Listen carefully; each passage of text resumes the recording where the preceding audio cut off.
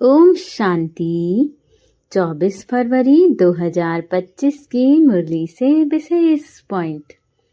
तो पहला पॉइंट है, मीठे बच्चे, यह रूहानी हॉस्पिटल तुम्हें आधा कल्प के लिए एवर हेल्दी बनाने वाली है। यहाँ तुम देही अभिमानी होकर बैठो, अर्थात बाबा हमें ज्ञान दे रहे हैं और हमें जीवन जीने की कला सिखा रहे हैं, और इतना सुंदर तरीका सिखा रहे हैं जहाँ पर ना कोई चिंता है, ना किसी बात की परवाह है, केवल खुशियाँ ही खुशियाँ हैं। आप जहाँ पर कदम रख दे वहाँ सफलता ही सफलता है। बाबा हमें इतना सुंदर जीवन जीने की कला सिखा रहे हैं और बाबा हमें एक ऐसा एग्जाम्पल दिखा रहे हैं जहाँ हेल्थ, वेल्थ, सक्सेस, हैप्पीनेस सब कुछ है। तो बाबा हमें इन सब की प्रैक्टिस करवा रहे हैं और हम इसी प्रैक्टिस के माध्यम से आने वाले आधा कल्प तक हमेशा हेल्दी रहेंगे, वेल्दी रहेंगे, जहाँ किसी चीज़ की कोई कमी नहीं होगी। सभी आत्माएं एक दूसरे से खुश होंगी, एक दूसरे को सफल बनाने में संपूर्ण योगदान देंगी। हम एक ऐसी दुनिया देखने जा रहे हैं जहाँ चारों तरफ खुशियाँ ही खुशियाँ होंगी। प्रकृति भी हर मनुष्य को संपूर्ण मदद करेगी कि उसका जीवन बहुत ज़्यादा सुंदर कैसे बनाया जाए। बाबा हमें ऐसा एग्जाम्पल बता रहे हैं, तो हमें वहाँ जाने के लिए संपूर्ण रूप से प्रिपेयर होना पड़ेगा। और ये आधा कल्प की जो एवर हेल्दी वाली बात है तभी तो पूरी होगी जब हम ऐसा जीवन जीने की कला सीख लेंगे। और वो कला हमें कौन सिखाता है? हमारे प्यारे मीठे बाबा सिखाते हैं। तो हमें ज़रूर सीखनी है और हमें यहाँ पर अपने अंदर देह अभिमान जो है उसे त्याग देना है। जब हम अपना देह अभिमान त्यागते हैं तभी हम संपूर्ण विकारों से अपने आप को मुक्त कर पाते हैं। अगला पॉइंट है, रूप बसंत बन मुख से सदैव रतन निकालने हैं। बहुत बहुत मीठा बनना है, कभी भी पत्थर कटु वचन नहीं निकालना है। अर्थात यदि हम रूप बसंत बाबा के अच्छे बच्चे बनना चाहते हैं तो हमें हमेशा अच्छा बोलना पड़ेगा, क्योंकि बाबा हमेशा हमें मुरली में बताते हैं ना कि बच्चे उच्च सम्मानधारी आत्मा बनो। आपके संकल्प साधारण नहीं होने चाहिए। आप विशेष आत्मा हो तो आपके संकल्प विशेष होने चाहिए, और यदि आपके संकल्प विशेष हैं तो आपके बोल तो निश्चित रूप से विशेष होंगे। यदि आपके बोल विशेष हैं तो हर आत्मा को खुशी करेंगे, हर आत्मा को अच्छा अनुभव होगा। कोई भी आत्मा आपके बोल से दुखी होगी ही नहीं।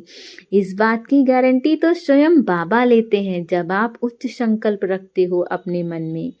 तो जब हम अच्छा बोलते हैं तो वही तो हमारे रत्न हैं। बाबा ने हमें इन्हीं सभी शक्तियों का तो वरदान दिया है कि आप जितना चाहें उतना अच्छा बोलिए, और जितना अच्छा आप बोलेंगे उतना अच्छा आपके जीवन में स्वतः होता जाएगा। तो यदि आप चाहते हैं कि आपके जीवन में सब कुछ अच्छा अच्छा हो तो पहले तो बहुत अच्छा बोलने की आदत डालिए। हर आत्मा से आपको अपना व्यवहार बहुत अच्छा रखना है। कभी किसी आत्मा को कटु वचन तो कहना ही नहीं है, क्योंकि अभी मैंने आपको बताया ना, आप जैसा बोलोगे वैसा आपके जीवन में होता जाएगा। तो जब आप कटु वचन बोलोगे तो सिचुएशन आपके लिए बन जाएगी। इसीलिए आप खूब अच्छा बोलिए, हर आत्मा को अच्छा अनुभव करवाइए।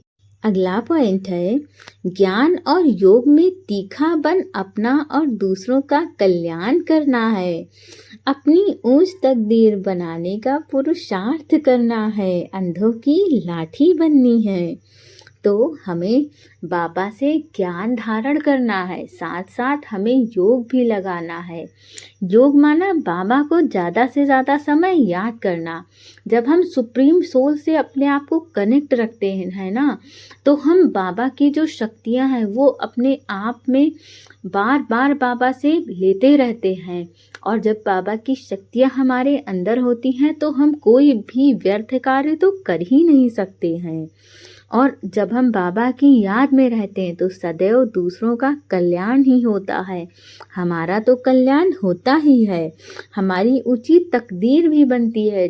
आप जिसको याद करोगे, जिसके संग में रहोगे, वैसे अपने आप बनते जाओगे। तो यदि आप बाबा को याद करते हो तो आपका पुरुषार्थ भी तीव्र होगा, क्योंकि आपसे कोई व्यर्थ कार्य होंगे ही नहीं। और जब आप बाबा को हर क्षण याद करते हो तो आप कोई सामान्य आत्मा नहीं हो। आपको जो इस संसार की बाकी आत्माएं हैं जो कहीं ना कहीं किसी न किसी रूप में समस्याओं में जूझ रही हैं, तो आपको उन आत्माओं की भी मदद करनी है इन समस्याओं से बाहर आने में। अगला पॉइंट है, संतुष्टता द्वारा सर्व से प्रशंसा प्राप्त करने वाले सदा प्रसन्न चित्त भव।